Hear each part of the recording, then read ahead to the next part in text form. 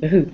Okay, so let's start again with that bit. So we're running this as a pilot course. We're going to be asking you lots of questions, especially as to how to do things, things like how to collect in assignments, and just basically the best way to run a MOOC so that we can find out how to do it best in the future.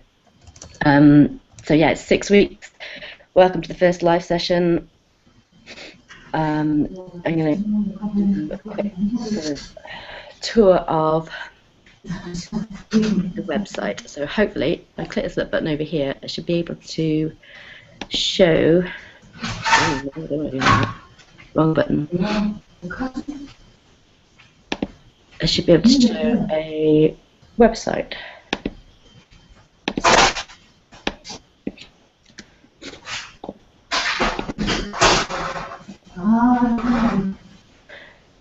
I had loaded all these up previously, but then the internet crashed and we had to start it all over again, which is also something to bear in mind for future.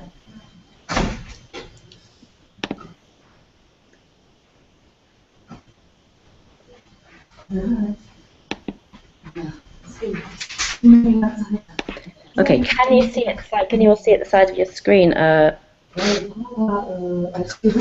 ID homepage, the Employee ID MOOC homepage. No coffee. Sorry, I've got coffee. No. Right. No.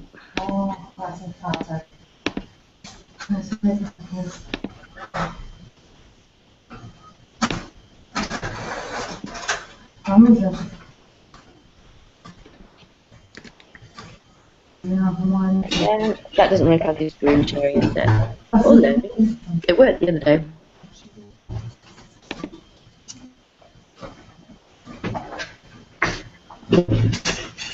Okay, can we see it now?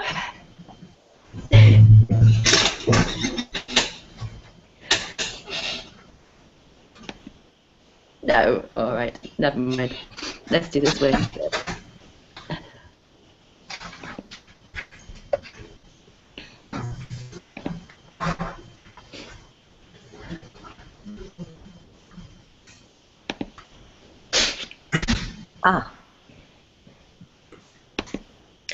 Okay, so now can you see most of my screen? Let's make it slightly bigger so you can actually see it properly. Hooray! Right, so featuring a website doesn't work, but sharing the screen with the website on does work. Alright, so this is Employee ID Academy. Welcome. Originally we just had the video course, but we're now planning an intervision course, and also we're creating content for online courses course. So this is the home page.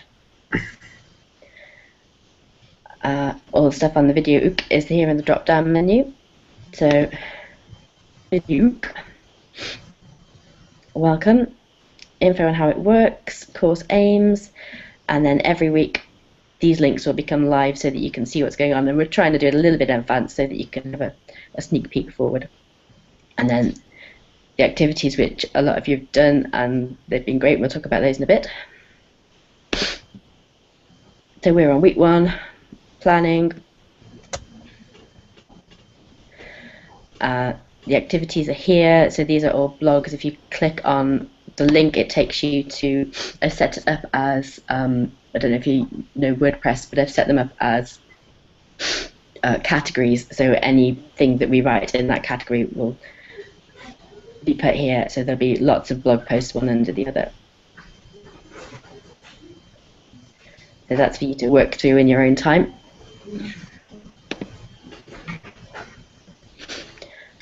And then later, after we finish this, the recording this will be made available here.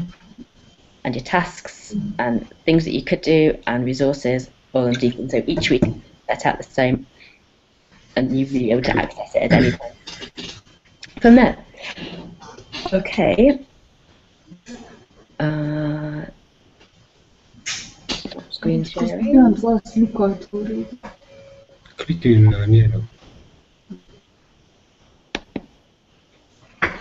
Right, now can you see me and not the screen?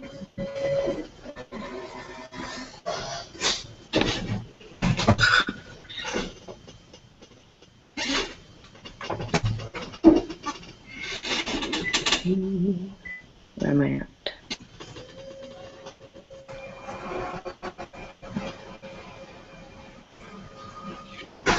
Okay, so next, can we do like a round robin? Can you all introduce yourself? Tell us what device you're going to be used to film with, what software you'd want to use to edit, or what app you want to use to edit. And then after that, we're going to talk about what to do about the first video that you've done and how we handle feedback. Okay, so let's go from, I suppose you've got the same pictures from left to right across the bottom of the screen. Shall we start with Barbara? So just introduce yourself, what software you're using, what you're using to film on. Okay, can you hear me? Yes. Okay, great. Yes. Oh, good. Actually, I made a very short video. I tried this one software that was proposed somewhere on the MOOC, which is the Animator or something like this. And actually, it was a nice experience, really easy to use. I just used the free version, so it was only 30 seconds. But then I found out that they have a problem. So when I wanted to look at the video again, in some browsers it still shows they show completely different videos, you know, so not mine. Only in Safari they were able to retrieve mine again. So there's an issue there. But generally that was easy. I mean, I am going to use probably the iMovie, and I'm gonna shoot the video with my mobile phone, I guess, because I've been participating in one MOOC that was on contemporary architecture, and they've been doing the same thing. So there I also prepared a short video, and it was okay. I mean, it was fine. So that's it from my side, I guess. Anything else you'd like to know at this stage? Yeah, that's great, thank you. Carmen? Am I next? So, I want to do a video on Intervision, which is probably no wonder, because that I can also use for the Intervision MOOC or OOC. And I need to film with my smartphone because I don't have any other camera except for maybe with a distance learning center. Maybe there I could use camera, but I think I will go with my smartphone. I didn't decide on which program I use yet, because I did, instead of the video, I did a comic, because that came easier to me at the start. So yes, and I think decisions I will also make with the results from the discussion. So yeah. Fab, thank you. Sebastian?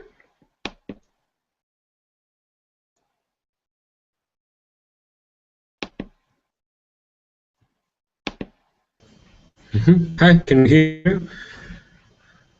I didn't really don't know the end of my video, but I'll be doing it in Windows Movie Maker. I'll be recording on my Android or my camera. So the scenario is not there yet, but it'll be quick, a short video. Okay. Fab. Thomas? Okay, so I've just joined the MOOC, so perhaps I'm a little behind the schedule.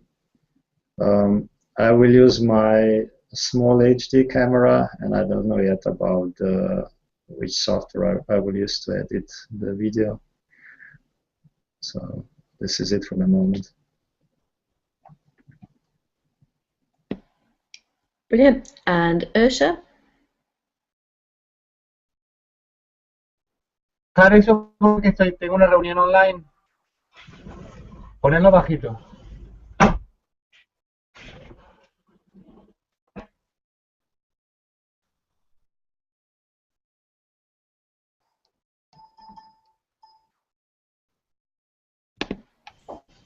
Let me see. Can you hear me? Hi. I'm trying to pass the message, but I don't know if it comes through.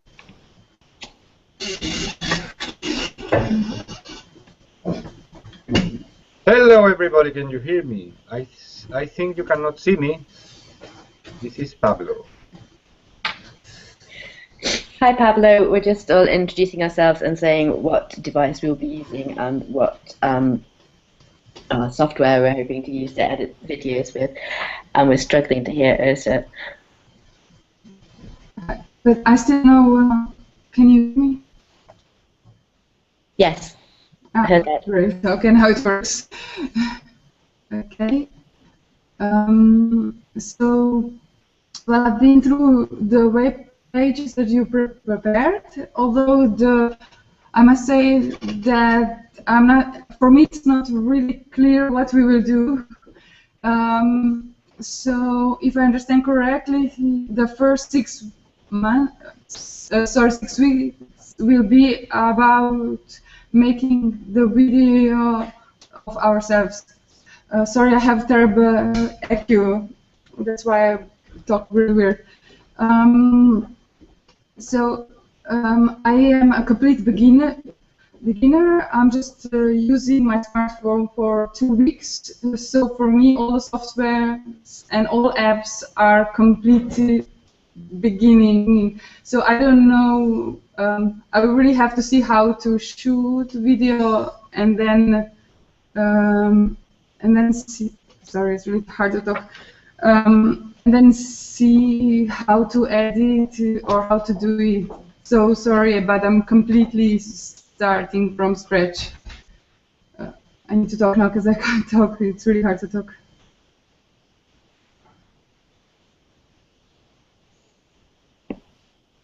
Okay, that's great. Anybody else? Oh, Pablo, would you like to introduce yourself? Yeah, hello. I hope you can hear me well. And I arrived just, I think, a few minutes late. And I don't know if I need to say something else, but I'm happy to help. And I will be creating the second version of the video I did about creating video with mobile the next couple of days. I hope you hear me well. Brilliant, thanks. Okay, so the next thing, typically, thanks for doing those introductory videos. They're really good. Do you want feedback? Do you want each other to comment on them? Do we want to have an open chat about it? This is something to consider not just for now, but for if we're doing this in the future with sort of bigger groups, how are we going to deal with it? Just quickly, any ideas, maybe stick in the chat or shout up if you've got a fantastic idea. What would you like us to do with those initial videos?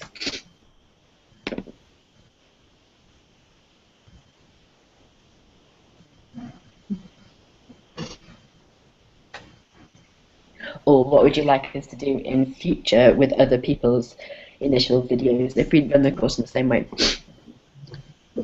I'm wondering whether, can you hear me now? Yeah.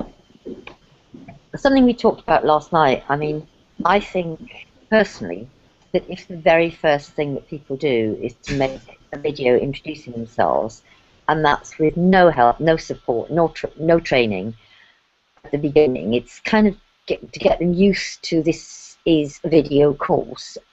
Well, I think it would be unfair to give any sort of feedback on either the technical competence or the content or anything else. But I think what might be quite interesting is firstly if people wanted to say how they found the experience, like, oh my god, it was horrendous. But best still, to keep those videos until right at the end and then use them as a kind of baseline for reflecting on how far they've come, if that makes sense. So let those first videos just be dipping your toes in the water. If you want to talk about them and say, I wish I'd done this or I wish I'd done that, that's fine. But they might just be good archive material to say, let's use them to judge the distance travelled by the end of the course.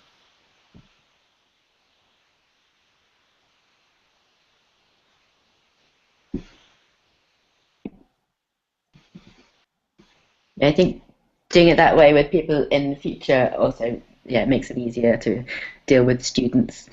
So you haven't got to give lots of feedback for everybody and possibly put people off when they've only just started. Yeah, Pablo likes that. Carmen likes that. Fantastic. Right, we'll go with that then. Can I ask something? I don't know. I have a few questions because I saw that Carmen and other already prepared very nice, like in cartoon style things, and already. So for me personally, this is, I don't know how to do them actually, how to edit something like that.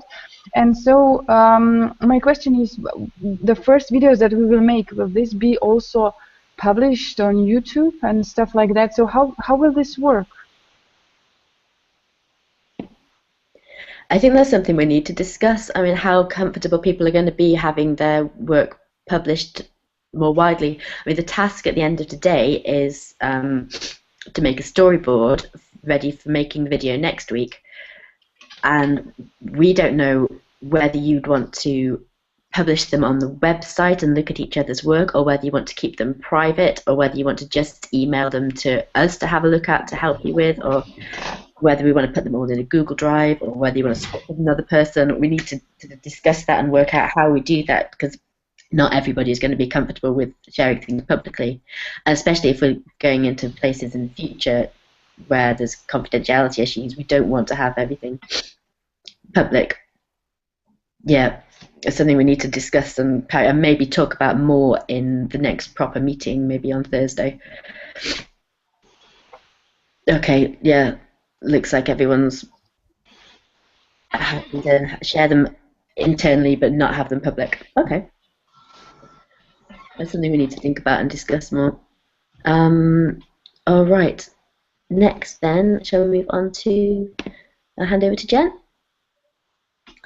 Okay, I was going to do just a short session on planning a video, planning a training video, in fact.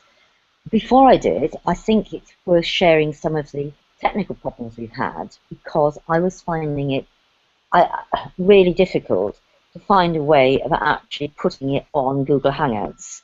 The obvious way a year ago would have been to put it on SlideShare, then embed it in the website and A, show it from there, but B, that somewhere where everybody could access it.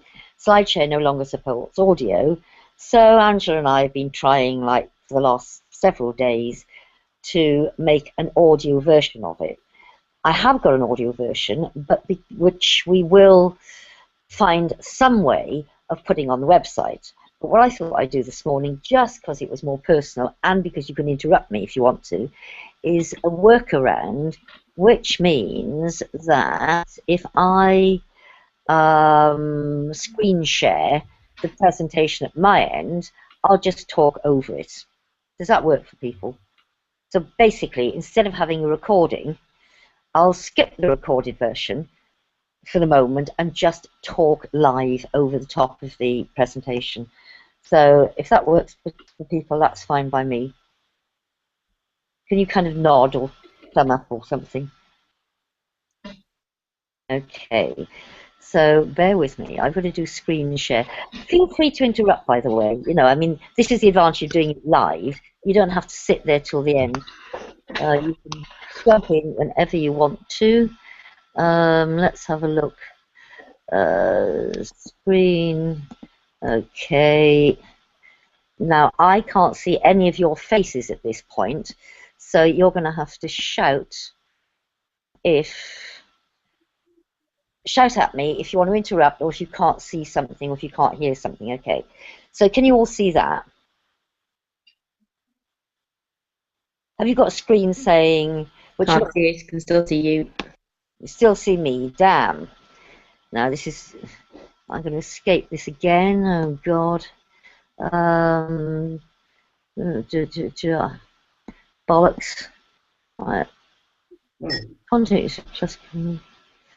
Okay, let's try again. Screen share.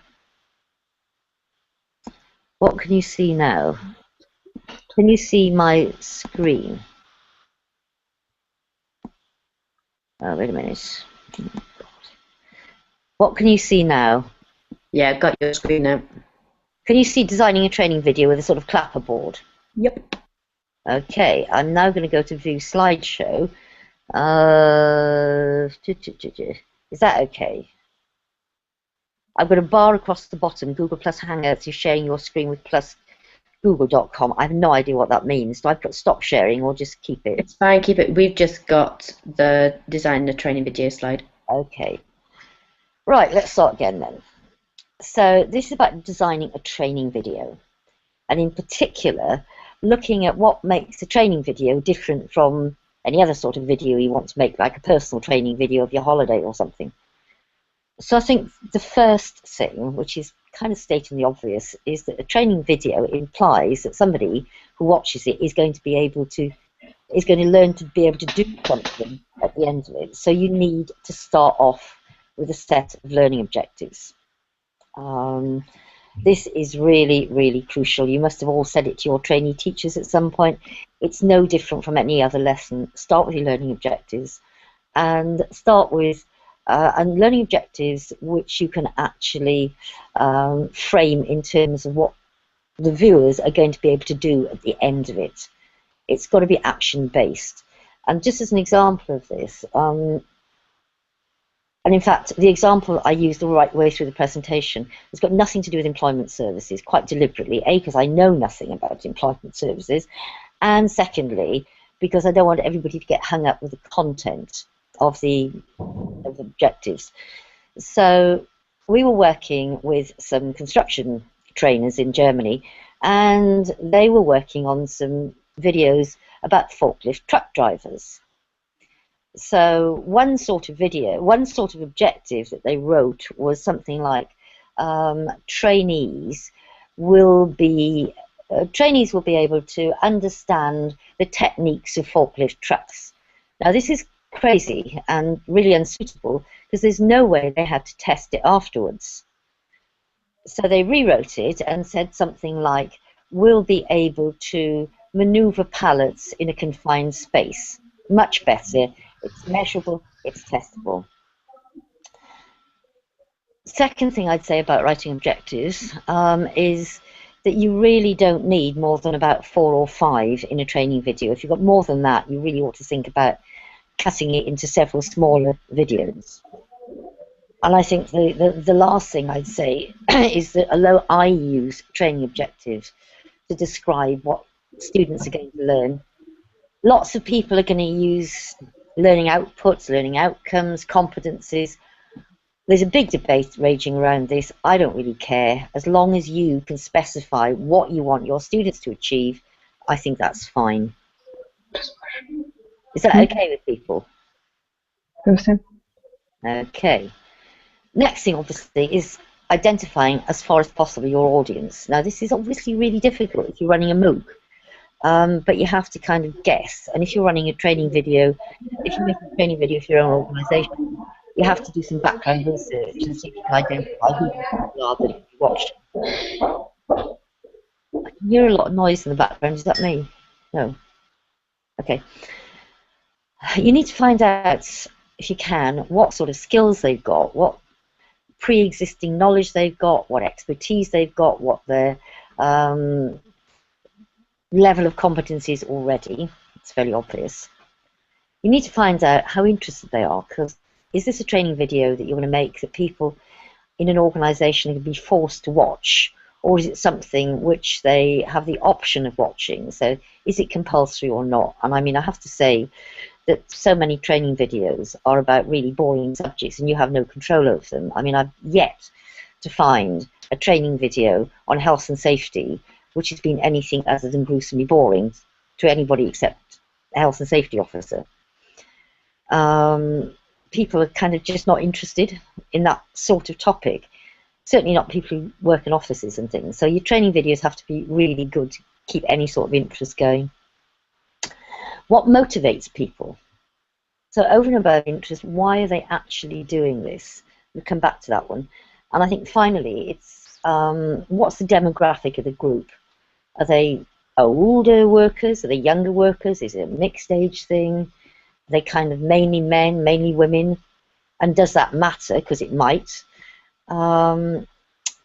what's their level of educational attainment, what's their academic background, because things like that will give you a clue as to what sort of language register might be appropriate. So find out as much as you can about the demographic.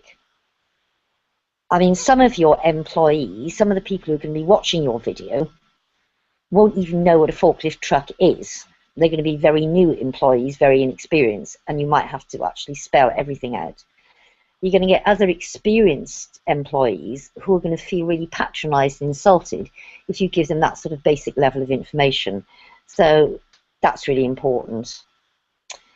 Some people, this is in the group that we worked with, were very, very motivated because they were warehouse men who needed to be able to learn this extra skill of driving a truck in order to secure their existing employment or enhance their chances of being kept on, and also give them a pathway to promotion. On the other hand, and this looks sexist, but it kind of represents reality, you might get a real low-wage clerk in an office who has to watch a video about some new form that somebody's invented, and really they don't give a damn. So demographic really important. Videos for the second group have to be particularly interesting, witty, amusing, funny to grab their attention. So all of this is about saying find out as much as you can about the demographics of the audience. The other thing you're going to kind of have to find out about is how people are going to access this video. You actually have to make it, but you need to know what's going to happen to it in use. So is it typically going to be shown in a big auditorium with high-tech, state-of-the-art technical equipment, PA system, public address systems, and so on?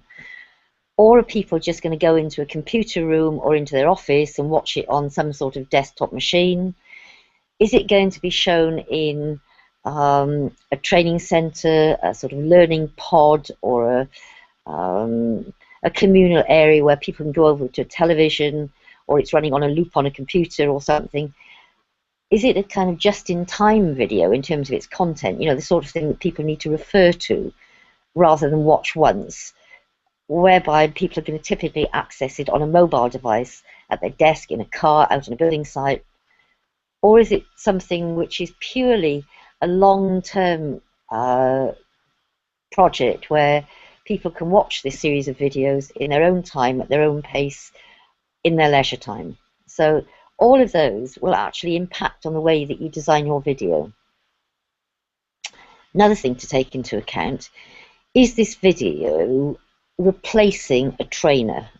Is it actually a substitute for a trainer? So is it a standalone video that people can just watch when they want to?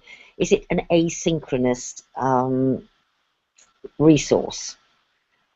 Or is it a video that's actually going to be an audiovisual aid for a trainer? Is it a video that's going to be watched when there's a trainer or a teacher present who can respond to questions, clarify issues, maybe provide examples, so you don't have to worry about all that stuff? You can put the bare bones up and let the trainer fill in examples, context, illustrations, and so on. So that's something else to take into account.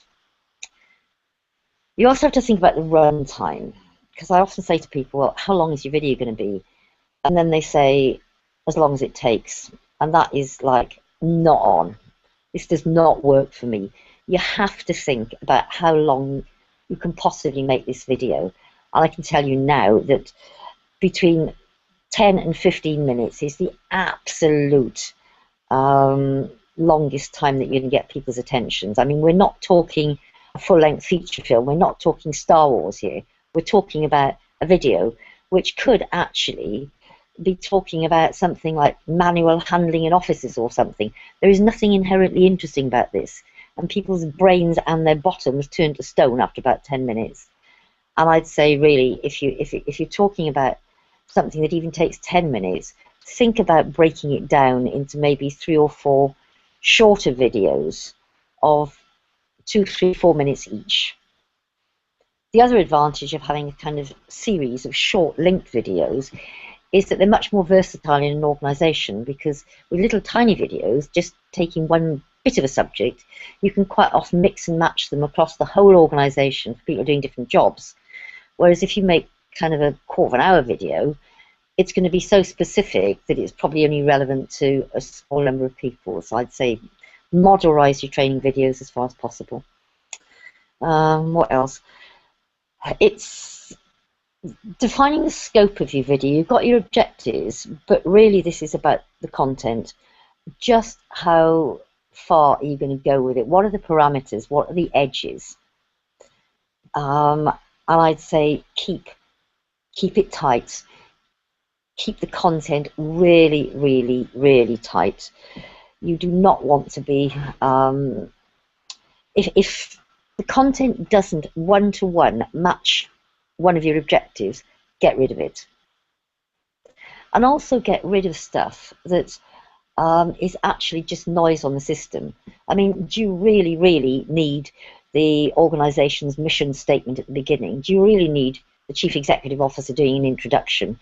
Do you really need to have a screen stating your objectives in advance? I don't think you do. So keep it very tight. Keep cutting.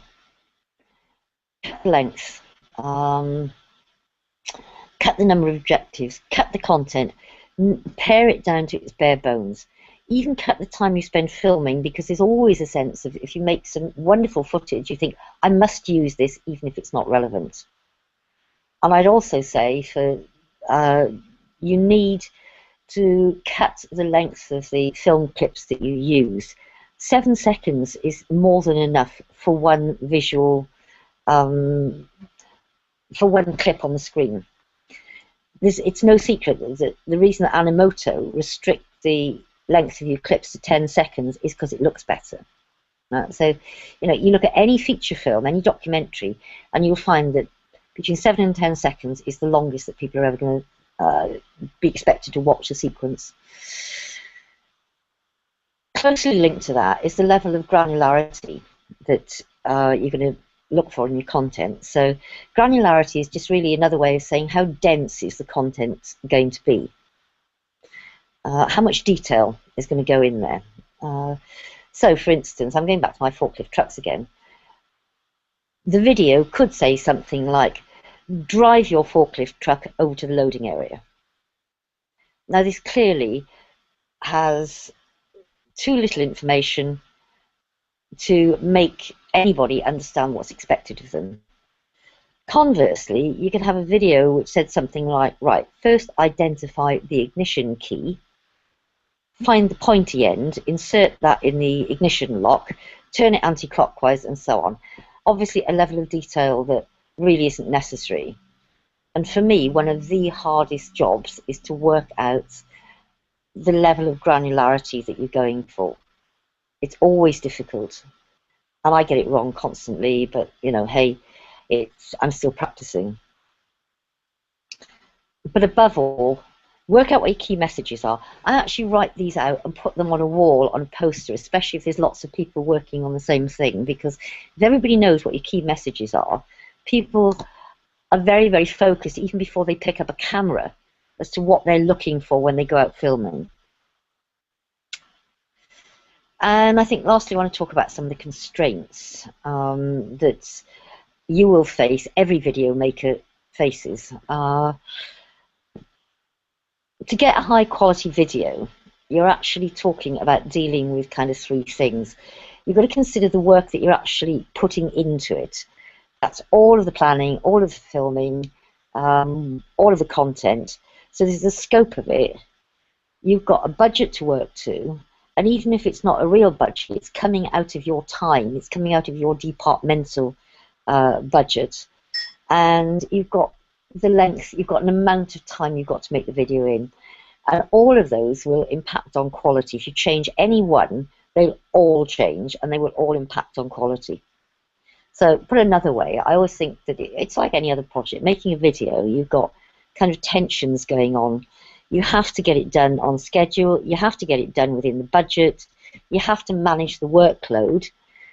But on the other hand, you've got to have, you've got to start paying money out for people, for materials, for equipment, and so on.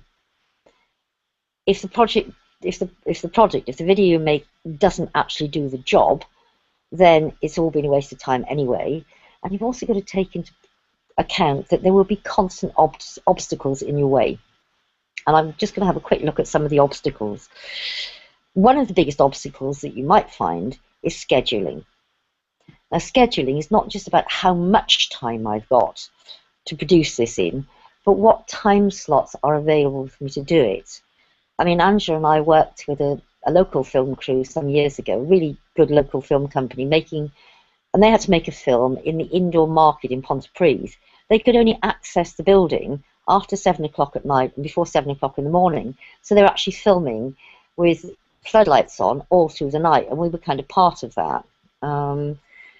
The other one, for instance, and this was quite a funny story, a friend of mine is a highways engineer, and he was asked to make a video for new roadmen about how to use the snowplow, or how to organise the snowplow being used. And guess what, it was July. So that was quite limiting in making a video about snowplows. You've also got budget constraints. Well, everybody knows that you're going to have budget constraints, which I think the only advice I give is that you have to think of every eventuality in advance at the storyboarding stage. So, for instance, you've got your storyboard, you get to slide number 87A, and you think, hell's teeth, I need a wide-angle lens. Now, at that point, are you going to go out and buy one? Do you rent one? Do you change the storyboard? But it's that early on you have to think about things like that. And I mean, just as a laugh, quite often, if it's a video and you think, oh, I'm going to end up with a humorous last scene.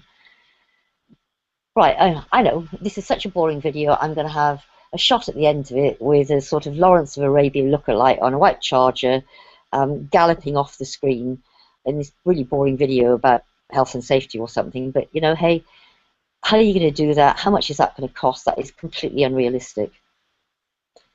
You also need to think about your equipment, because if you've got this sort of equipment, the capabilities and the capacity is pretty unlimited. It'll only be limited, in fact, by the expertise of the people using it, and that's not to be underestimated. Most expensive is not always best if you don't have the human resources to use the camera properly. Alternatively, you might have one of these, and that's something else you're going to have to take into account when you're storyboarding, because if you want complicated panning and zooming and filtering, you're not going to do it with your Lego camera. That said, you can use almost any device. I mean, it really doesn't matter whether you're going to use your mobile phone, your tablet, a flip video camera, a camcorder, one of these big professional jobs. Any one of those will do the job. So don't get depressed if you've only got one of these. You know, we've made stuff with mobile phones quite often. So yeah, know the capabilities of your equipment before you start storyboarding.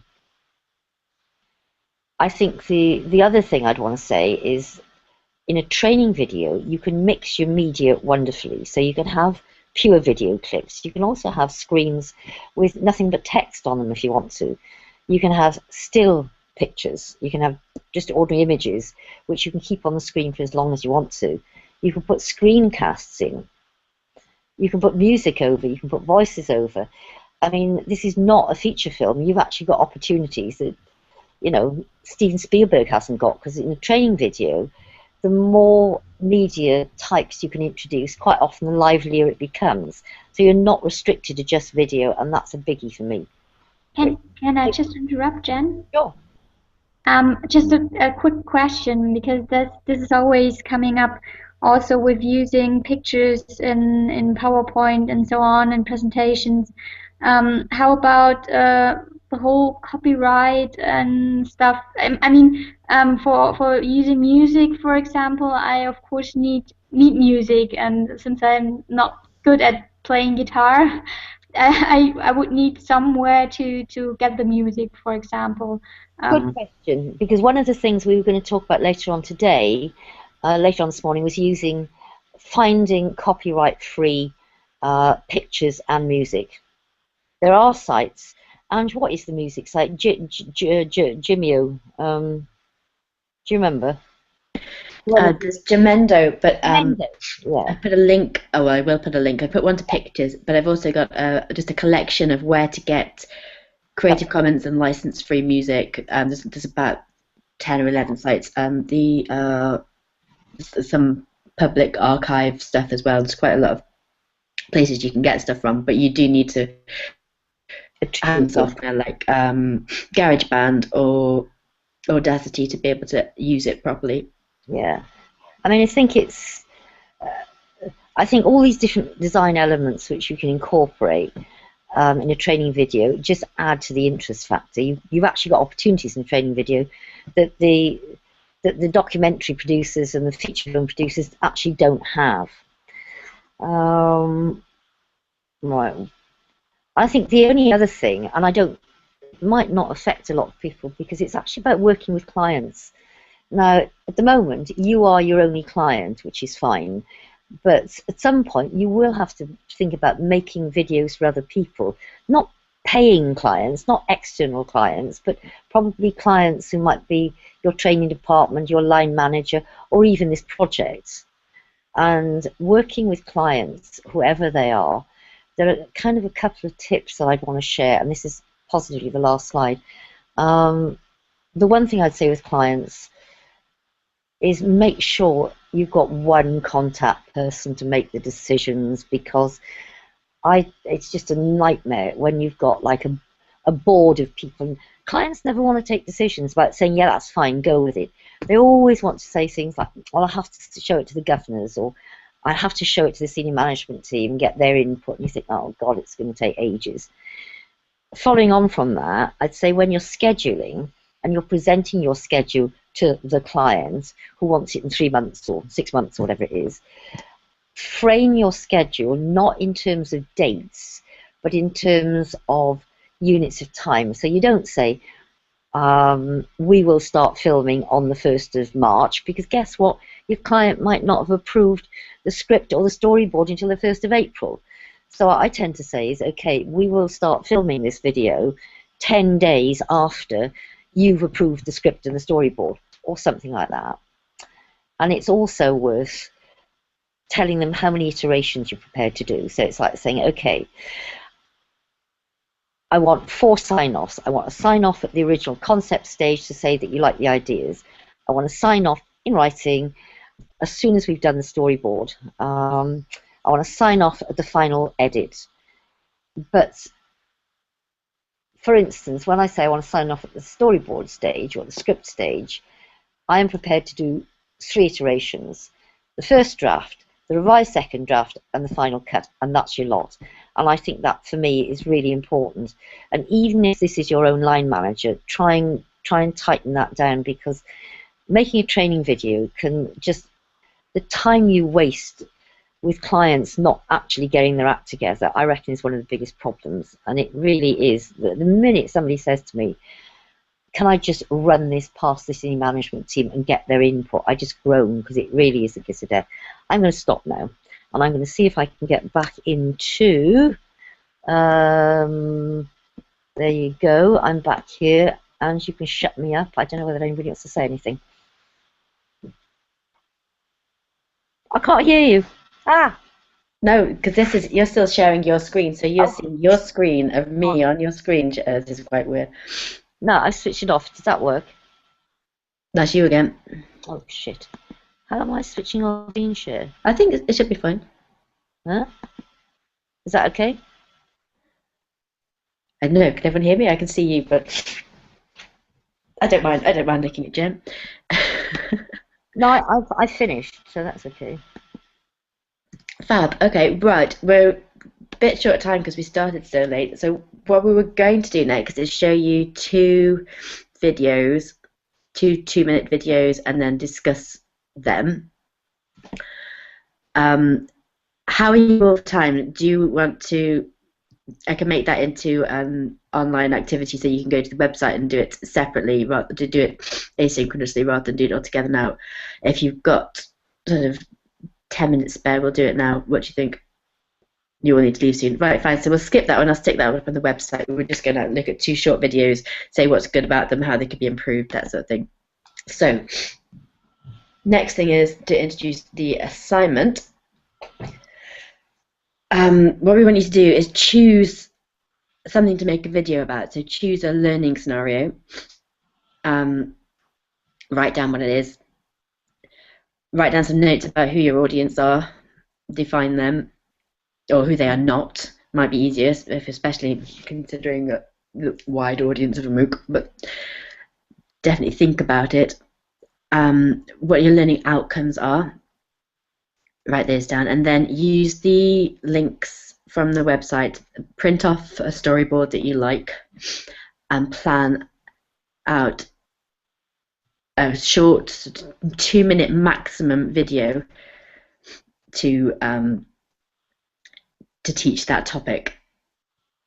Okay, so think of a learning scenario, think of who it's for, think what you want to get out of a video about that, and then storyboard it for us. Okay, so you're going to need to do a bit of sort of self-directed study and find out about storyboarding and things like that. But do keep in touch, do sort of use the comments, and do use Twitter, and do email to sort of ask any questions. And then the next thing is, for next week, we need to share those so that we can talk about them. And then you will use your storyboard to make a video from next week after we've talked about how to shoot the video. So we need to have a little chat about how do you want to share those storyboards. Do you want to use Google Drive and sort of take a picture of them, or scan them and put them in a shared folder or something like that?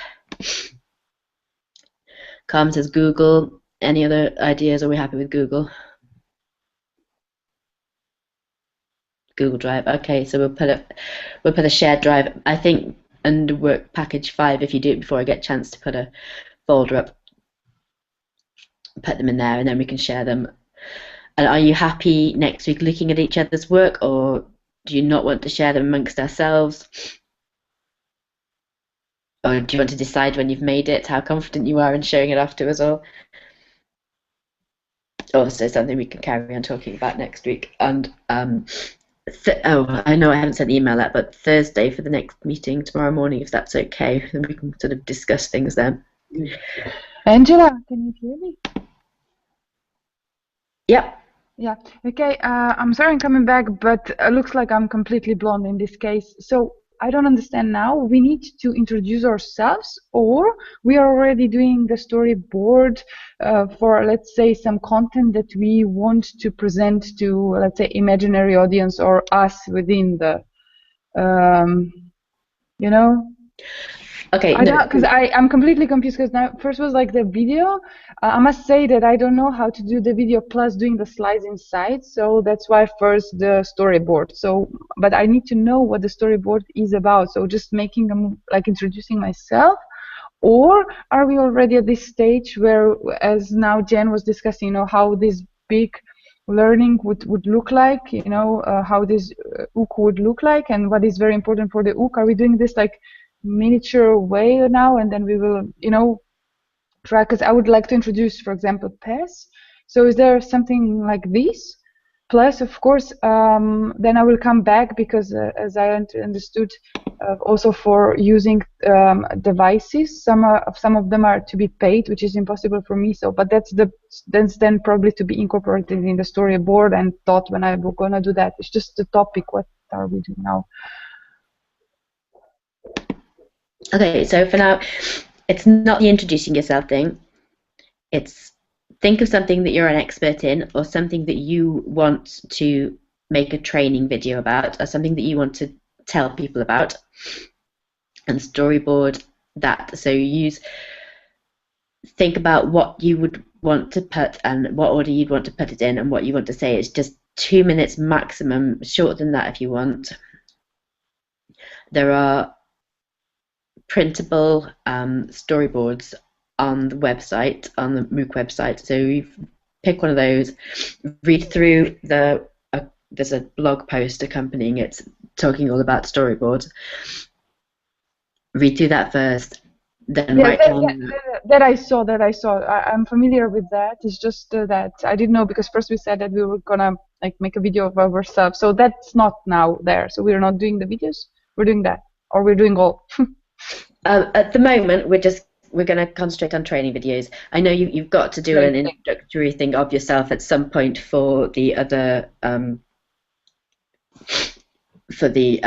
materials, but I thought it'd be slightly more useful, since the focus of the course is on using it for training, to think about making a training video, because then you get to think about the learning objectives and your audience and things like that in it, not just sort of introducing yourself. So no, forget about the introducing yourself thing. Let's concentrate on a training video. But you just need to draw it out and think about it for this week. We don't need to start filming anything. We haven't got to start editing anything yet. It's just thinking about what you would put and who you would direct it at. So it's all paper-based. Cool. All right. So very quickly then, once you've done that, we're on Google Drive, and we'll talk about it next week. So on the website, have a look at the audio, have a look at the storyboarding blog, download a template, write down your objectives, your outcomes, competencies, whatever you want to call them, and have a go at making a storyboard. Okay, and there's also a cartoon on there about Creative Commons and what sort of materials you can use and copyright and things like that, so do have a look at that. And I will make up a separate activity for comparing the training videos that we would have done now, but we're running out of time. Okay, next week we're going to use Big Blue Button. So then we've got two different things. We'll, so I suppose, make a decision going forward from that, which one we're happiest with, which one we like, or maybe we can use something completely different again. And Thursday, I think we can discuss the issues and the technical issues and the problems with all of this and see if we can fix some of them. Okay. Anybody not happy, email, tweet, comment, and we'll sort of make things a bit more clear for you. I'm just, can you hear me now? Yep. Okay.